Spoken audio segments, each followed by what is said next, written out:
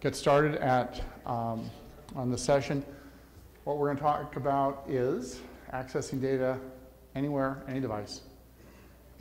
Ways to do it, ways we do it at CommVault, at least the way we think organizations should do it, things to think about when you're talking about data that's data that's out of your protection. I'm going to use the term edge a lot.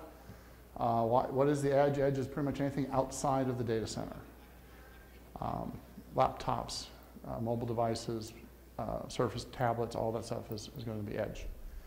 My name is Terry O'Rourke. I'm the Director of Systems Engineering for the Western 13 states at CommVault. I've been at CommVault for about 5 years. CommVault, if you may know, focuses on data protection, data management, content indexing, those types of schemes, what you traditionally call backup. Really broad term is data management, not only backing up, but what do you do with it once you back it up. I spent 4 years before that with EMC. I've got good friends still there, so I can't really call it the different names I'd like to call it, but there were 4 tough years there. I came to EMC through acquisition of Legato. So if you see a pattern forming here, it's an awful lot of backup in my life. I actually worked for a company called OpenVision, which is where Symantec's NetBackup came through. I was part of that division. So I've been around data protection a long, long time, probably more so than I ever wanted to be, and also you don't go to college and get your engineering degree and say, I'm going to go into software sales. But somehow I made that transition. And Office Communicator wants to sign in.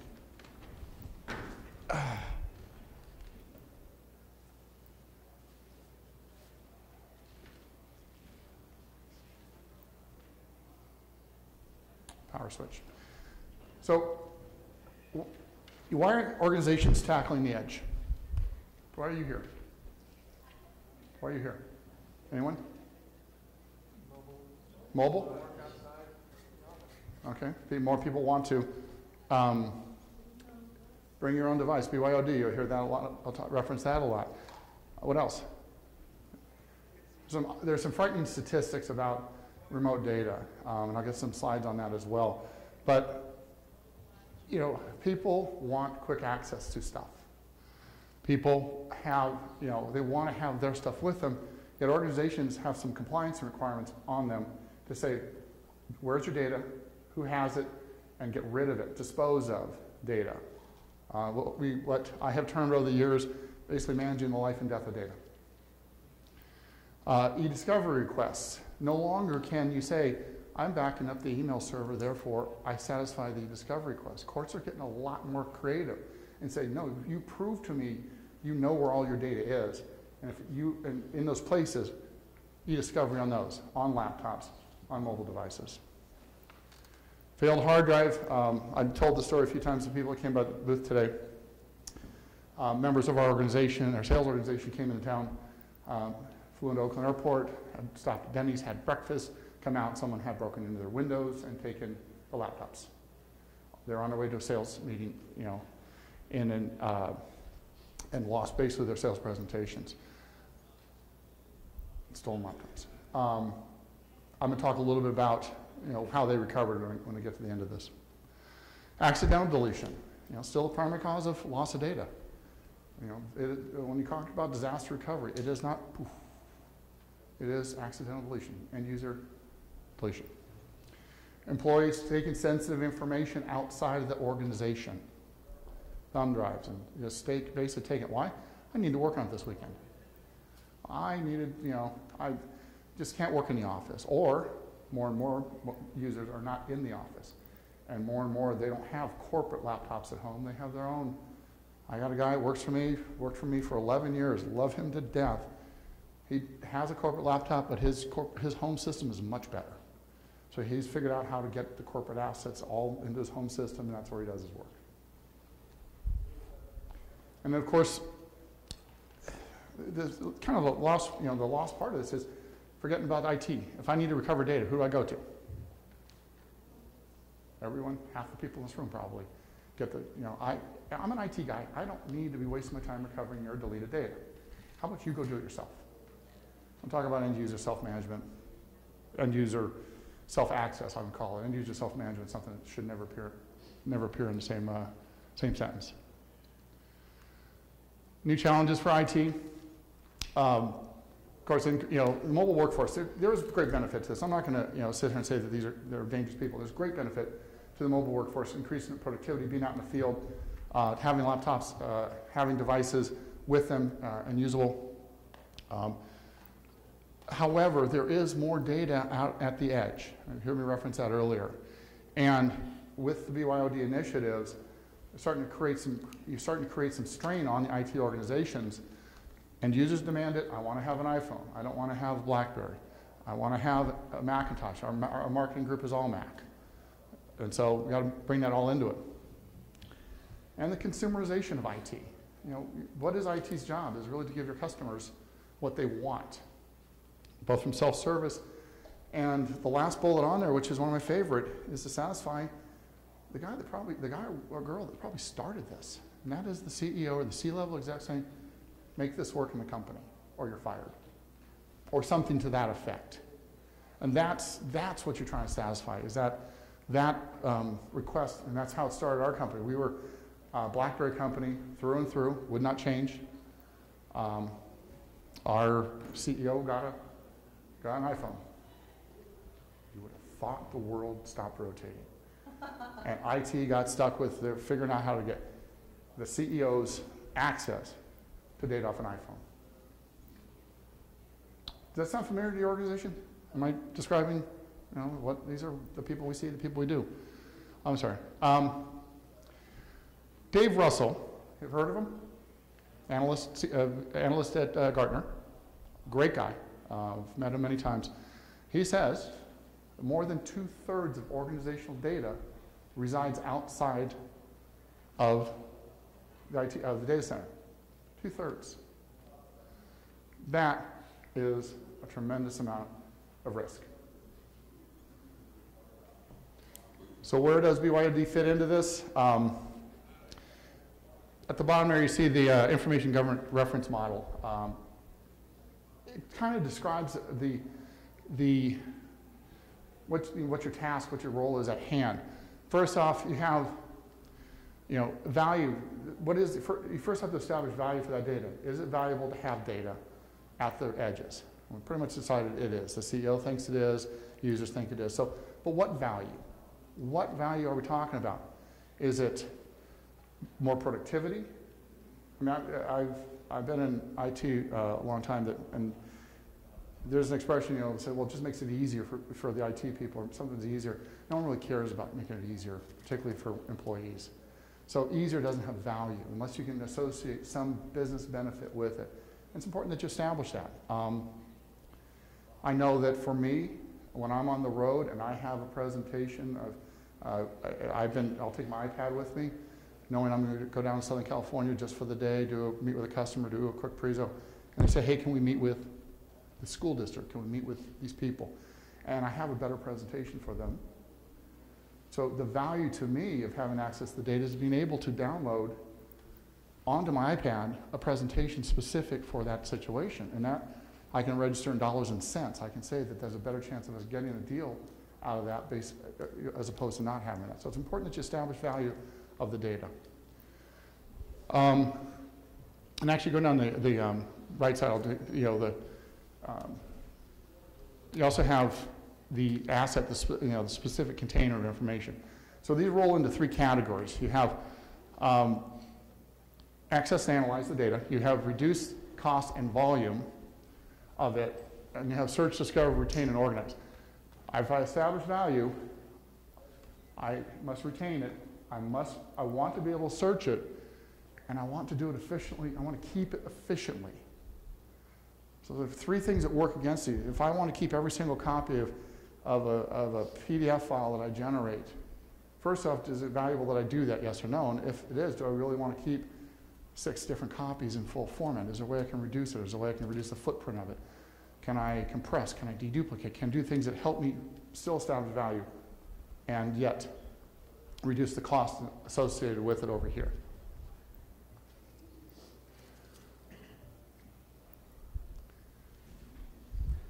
So we talked about search and discover.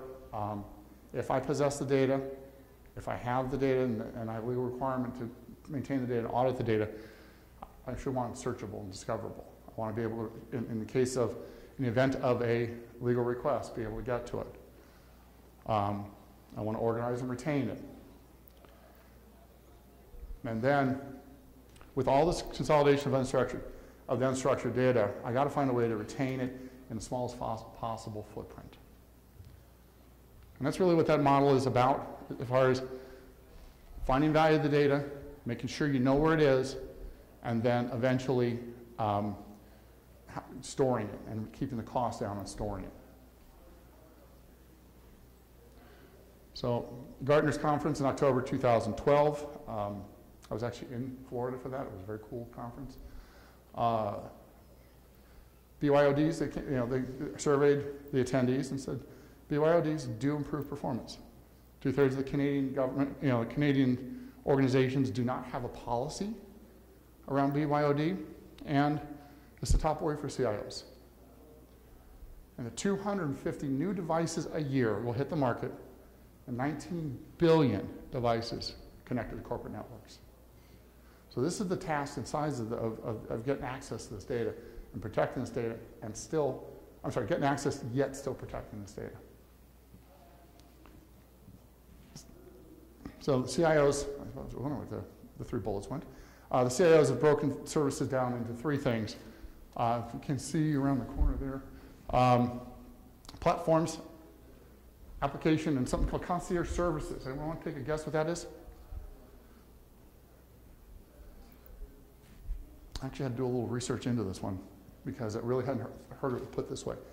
These are user-specific value adds for the user, such as apps for certain roles, things that a certain type of person, a salesperson versus an engineer.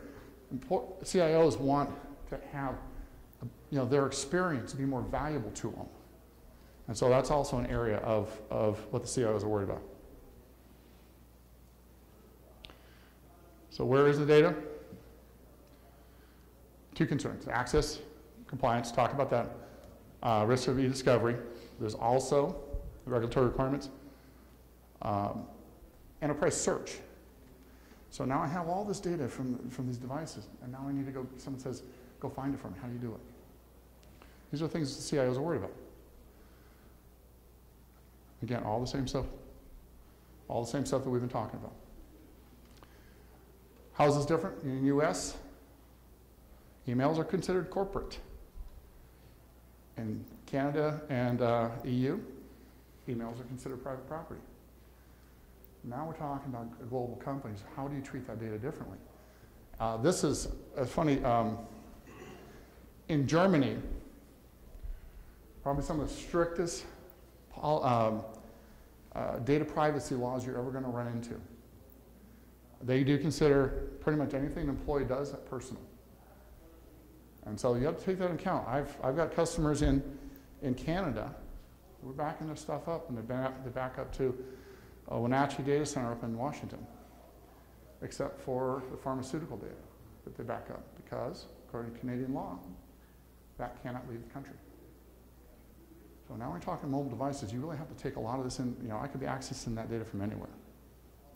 They can't leave the country? No, because it's medical data.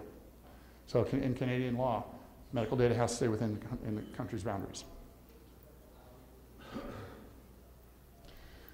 So these are the challenges that the BYOD brings, and some of the things that we look at in CommVault around this is, if you know CommVault and you know what we do, it's backup.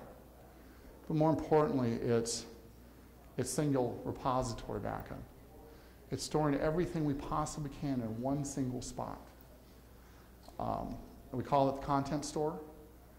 That could be to tape, it could be the cloud, it could be the disk, it could be to whatever, but collectively, it represents a single view of the data. When I need to do a recovery, if it's on tape, if it's on, if it comes off a laptop, if it comes off a server, if it comes off anything, it's irrelevant, and it should be irrelevant, because I don't want to have to divide my environment to say, oh, you're a laptop user, I'm going to have you different than the desktop user, and different than my server group, because I don't want to have 3 stores of data. I don't want to go across 3 stores of data. I don't want to have 3 sets of duplicate data. And then more importantly, I want to be able to, sorry, the last bullet there. I want to be able to give customers, my end users, self-service access. It's very important that they have, that they are not burdening IT. Again, I deleted a file, please get it back. It's like, no, go to this website, you get it back. And part of this, the topic of this talk was accessing data anywhere from any device. So what we allow is you tap into the backups and retrieve data out of the backups like you need it. So remember my story about the salespeople that had their laptop stolen. They were in town for a meeting, and they had their quarterly business reviews on their laptops, and they were able to borrow someone else's laptop, log in, and retrieve their presentations for their meeting. Why? Because they remembered to put it to the cloud when they left? No, they didn't, because they didn't know it was going to be stolen, so why would they do that?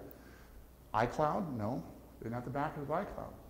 The reason it was where it was because it was backed up. And that's a real critical difference between proactively remembering to do something versus having it part of the business function of protecting your data. And that, to me, is when you start talking about, devices that, this one I take on the road with me and I need to get things. You talk about devices, I don't want to have to remember, okay, this is important, I'm going to go put it up here. This is important, I'm going to go put it up here. I want it to be part of the nature of the protection mechanism of your organization, that it gets protected. Does that make sense? And then being able to securely log in and say, anything I own, whether it is a laptop backup, a file off of the server, if I own it, my ACL access says I own that file, I have access to that file. I want to be granted access to it for recovery. For recovery of individual files, not a call up IT and let them do a recovery for me, but an individual file. Questions? Yeah. You mentioned that you can't take the information outside the country. Mm-hmm. So let's say a Canadian goes on vacation in Hawaii, Mm-hmm.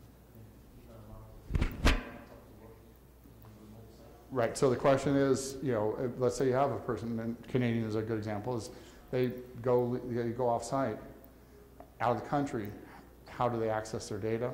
How do they work, if you will, continue to work? It's a big challenge. Because by Canadian rules, they want a secure connection.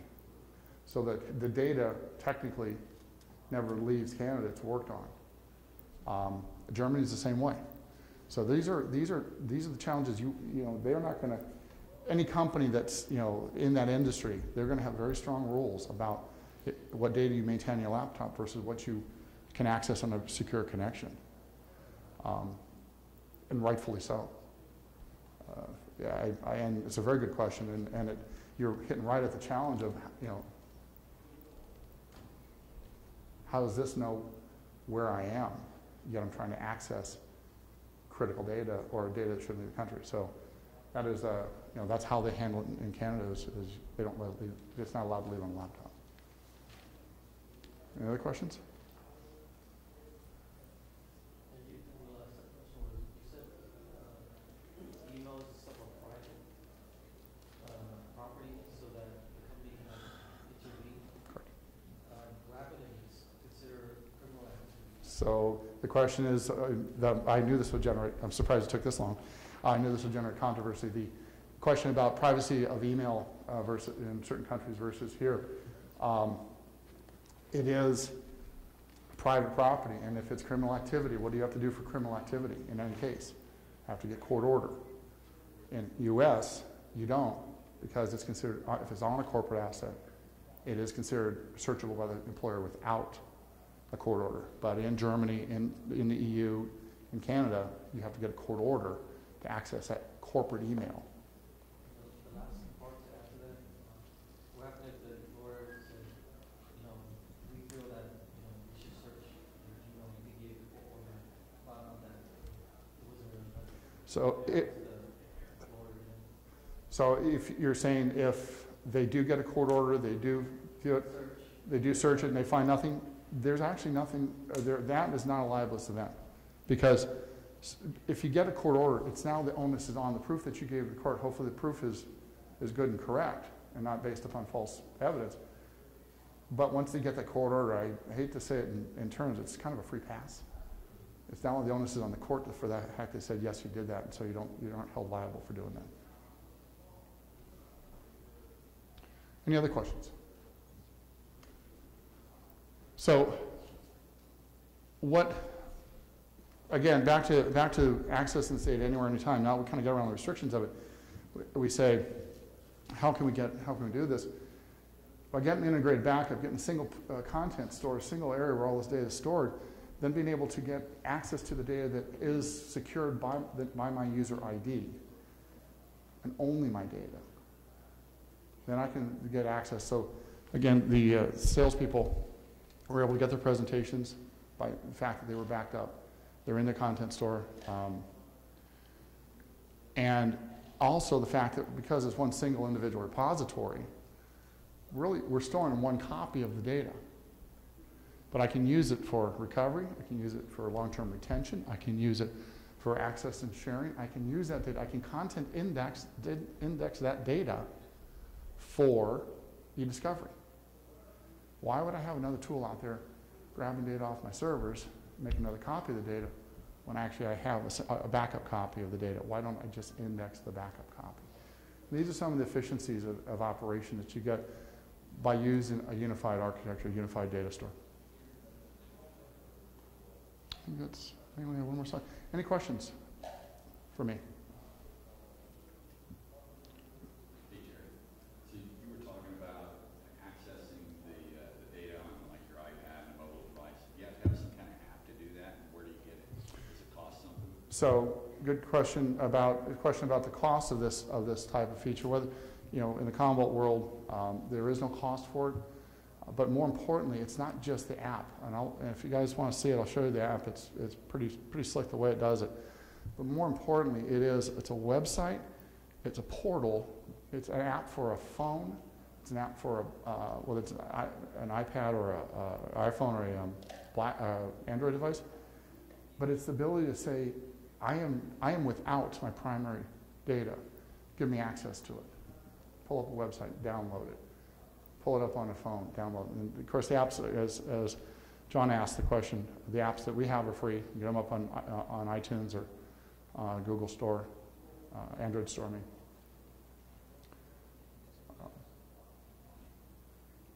And then I would say the self-service. Got more.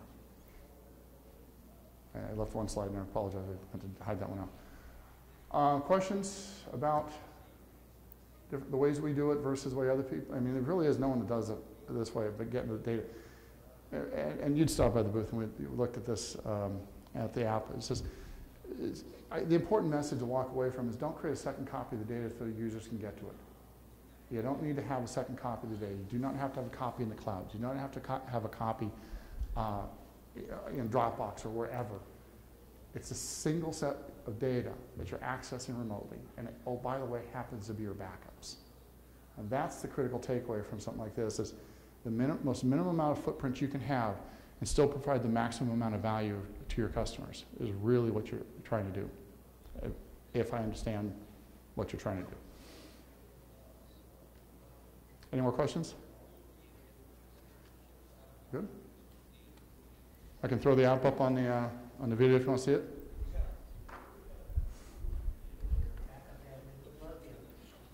What's that? I actually, we've had this feature for about 6 months, and no one's really figured out the value of it, just because it's like, ooh, it's a cool app. And I'm like, I finally, I've had to get a presentation off of my laptop that I didn't have with me on the trip. And I went, I understand now what you guys go through trying to get access to data on the road. It's impossible. It's nearly impossible. At first, my show-off moment.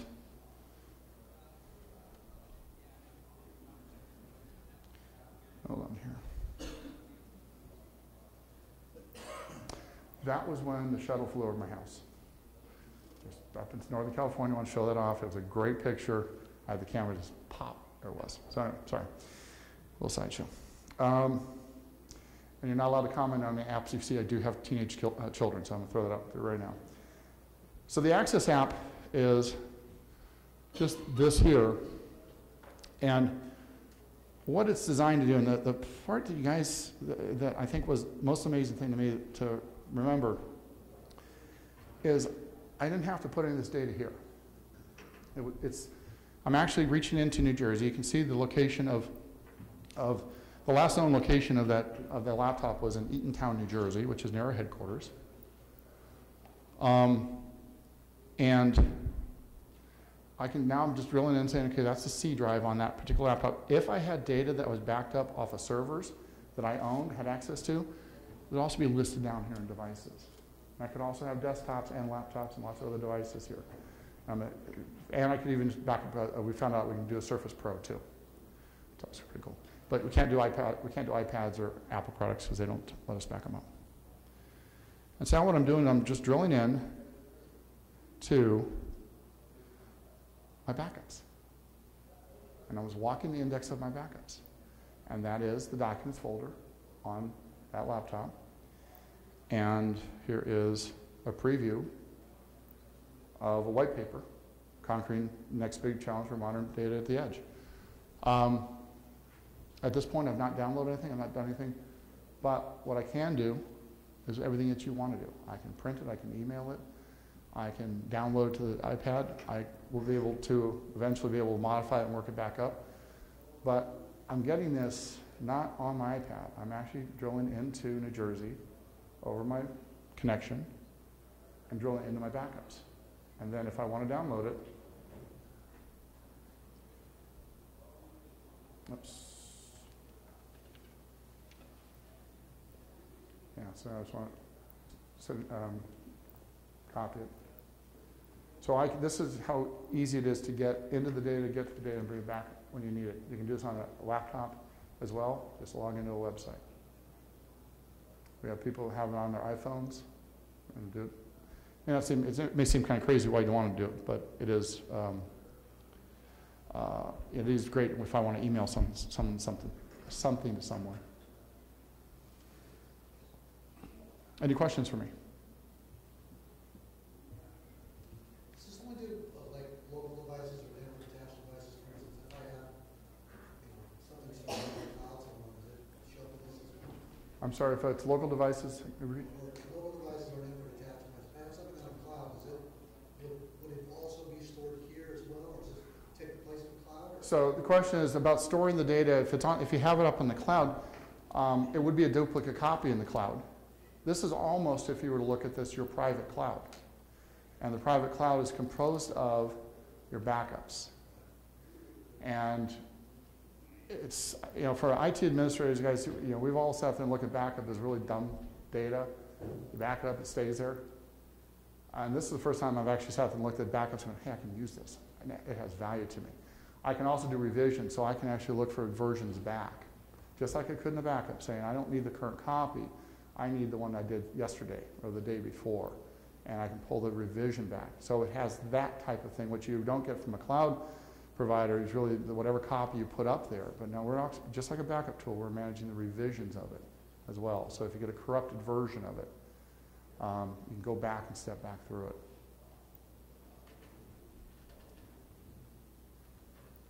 Make sense? Any other questions? I don't know how long we're supposed to go, but I think you got some of your day back. Well, thank you very much for your time today. I appreciate you attending the session. Thank you. Thanks, guys.